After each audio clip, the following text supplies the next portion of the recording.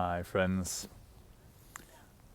So here doing a little sharing and video on some of the work that I'm doing myself these days with myself, and hopefully that can benefit you. I've always been a very mentally driven person, like analyzing things, like figuring things out, like knowing how things work. Absolutely love that.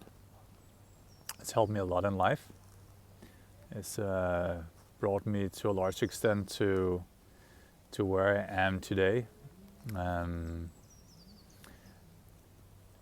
yet I have found now in recent years I've been making discoveries about what it will take for me to kind of move beyond purely being driven by my mind. In fact, I would say I've probably spent the last decade learning to get more into my body, but only now really realizing the true importance of that for living a full, complete life. And to put it kind of simply, we have a number of faculties as human beings, and one of them is the mind, excellent tool that we have available to us. Another one is the emotions, that is telling us a lot about what's going on, but not necessarily always telling us what is really going on outside of us, because emotions are very often arising from some of our conditioned patterns and learnings,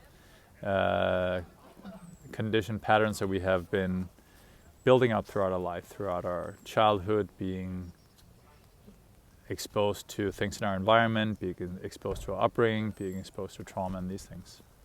And finally, we have the body, the senses, our sensory inputs, which is a very rich and undervalued source of both life experience, but also as a guide as to what is really going on. What is really going on in terms of our emotions, what we are feeling and thinking right now, how real is that actually, and how much of it is either fantasy, illusion, our mind coming up with predictions, which is one of the mind's great skills, which comes with some advantages, certainly, a lot of them, but also with some great disadvantages when it's just happening automatically. So what I'm practicing these days is really taking more moments to pause and sense what's going on in the body. And also sense what's going on emotionally, but knowing that the emotions may or may not be an accurate reflection of what's really going on. It can just be that I have been stimulated with a certain trigger of an old wound that is making me feel in a certain way.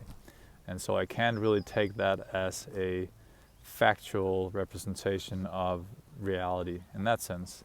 Nevertheless, it's important. Emotions are very important, and they're very useful, just as long as we don't exclusively rely on them as our guidance for what's going on in the world around us and in ourselves for that matter. So rather being able to integrate and have awareness on all of these three faculties, the senses of the body, the emotions, and the mind, and finding out whether there's congruence between them, if it makes sense that I'm feeling and I'm sensing what I'm doing right now. And if it does, great. If it doesn't, then there's probably an interesting thing to look at there. And so this is one of my current life practices I want to share with you guys. And of course, these three things are not the only necessarily the only ways to think about how we take in inputs, but it's a very useful way of starting to understand the dynamics of being human, to become more aware of senses, emotions, and mind, and not just one of them or two of them for that matter, but all three of them together. So just opening up that little but fairly large box at the same time, that has massive implications for how we experience life and how we choose to live our lives and how we can make decisions.